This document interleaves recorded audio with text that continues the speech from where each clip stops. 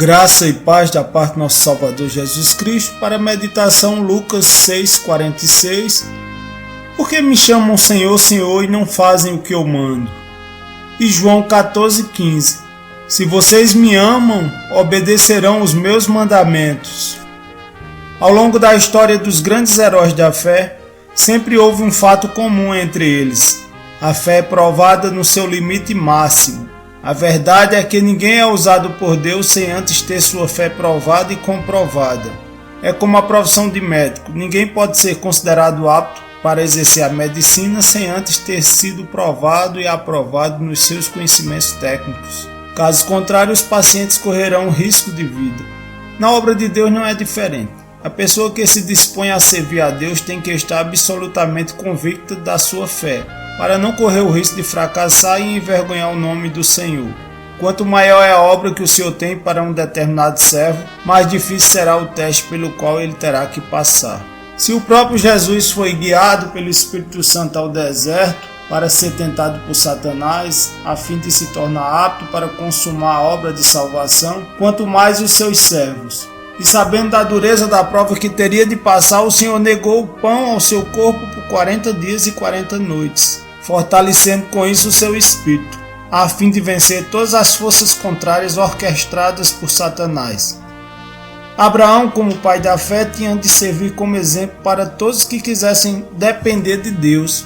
Através da fé, ele passou por nada menos que 3 provas dificílimas. A primeira foi para se separar dos seus parentes e de sua pátria, para ir a uma terra cuja direção era desconhecida.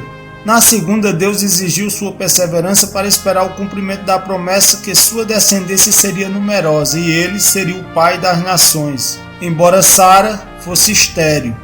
Finalmente, a última e mais difícil prova viria depois, aquela que contrariava totalmente o bom senso e a razão. Foi a ordem de sacrificar Isaac, a única semente dele, com Sara. Isaac parecia ser o tudo de Abraão, mas a obra de Abraão testemunhou a Deus e ao mundo que Isaac estava em segundo plano, pois Deus era o seu Senhor, quando, mesmo com o coração dilacerado, foi capaz de cumprir a ordem de Yahvé, que mandava sacrificar o filho tão esperado, tendo sido providenciado por Deus na hora oportuna o cordeiro substituto. Tal acontecimento já apontava para o sacrifício de Jesus no Calvário. É claro que, sendo onisciente, Deus conhecia muito bem Abraão e sua qualidade de fé, mas tudo necessitava acontecer para edificar e fortificar muitas vidas ao longo dos séculos. Abraão não tinha a mínima ideia que toda aquela cerimônia de sacrifício tinha um significado muito mais profundo do que a dor da perda de seu filho. O monte escolhido era o próprio Calvário, o altar simbolizava o Deus único, a lenha simbolizava a cruz e o Isaac amarrado simbolizava o Senhor Jesus crucificado. Quando o anjo do Senhor revela a Abraão para não sacrificar seu filho, mas sim o cordeiro, Deus já nos preparava, demonstrando que não seria nós que seríamos sacrificados, mas o seu cordeiro perfeito, Jesus Cristo, que tira os pecados do mundo, que morreria no lugar de todos quanto crescem nele como Senhor e Salvador do mundo.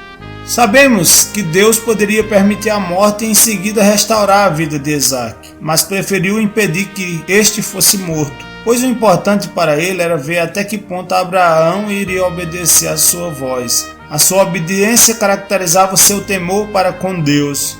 Salomão disse: o temor do Senhor é o princípio da sabedoria. Provérbios 1:7. Muitos crentes têm desprezado o temor a Deus e se mantido no pecado. Pensam eles que, sendo Deus amor, no final das contas vai deixá-los entrar pela porta mesmo estando imundos. A vida de Moisés também girava em torno das promessas de Deus. Ele poderia ter levado uma vida confortável em meio aos luxos do Egito, mas preferiu ser maltratado com o povo de Deus a desfrutar os prazeres do pecado durante algum tempo.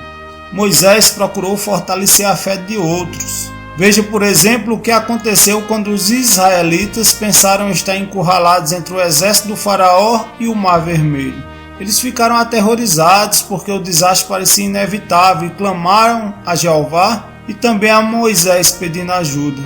Moisés talvez nem imaginasse que Deus estava prestes a abrir o Mar Vermelho para que os israelitas escapassem, mas ele confiava que Deus faria alguma coisa para proteger seu povo. E queria que os israelitas tivessem essa mesma convicção.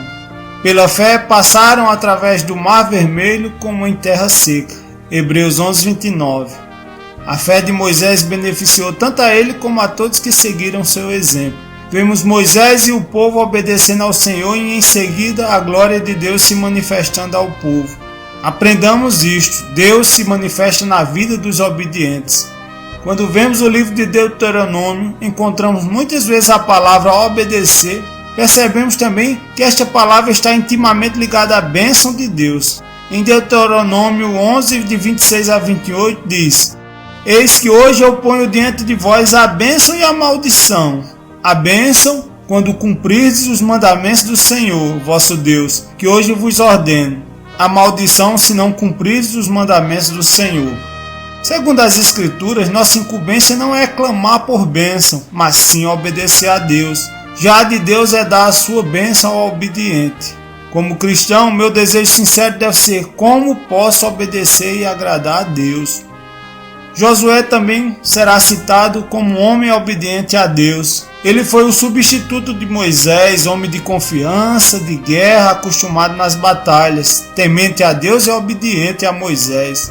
Foi Deus quem deu a ele todas as vitórias. Deus não fará aquilo que nós temos que fazer. É por isso que Ele nos capacita. Se você quer ter vitórias na vida, precisa confiar no poder de Deus e fazer a sua parte, obedecendo a sua palavra. Moisés, quando dentre os 12 espias escolheu Josué e Caleb para observar Canaã, estes não se impressionaram com o tamanho dos gigantes, mas lembraram que eles jamais seriam páreo ao Deus de Israel, o Deus que abriu o mar e mandou o pão do céu. Quando a situação aperta na nossa vida, como fica a nossa fé em Deus? Ou para onde vai toda a nossa crença e pregação teórica? São nesses momentos de dificuldades que mostramos realmente a Deus e aos homens no que realmente cremos. Estamos dispostos a pagar o preço para estarmos lutando pelo reino de Deus com nossas vidas? Você pensa que Josué estava sozinho na luta dele? Deus estava com ele e lhe deu sérias instruções a serem seguidas. Deus está conosco e sempre esteve com todos os pais da fé, com todos os homens e mulheres ao longo da história. Temos que obedecê-lo. Não nos enganemos, não existe vitória sem obediência a Deus. Não existe salvação sem a coragem de abrirmos mão dos prazeres do mundo e bradarmos que Jesus é o nosso Senhor e Salvador. Pensemos nisso. Graça e paz.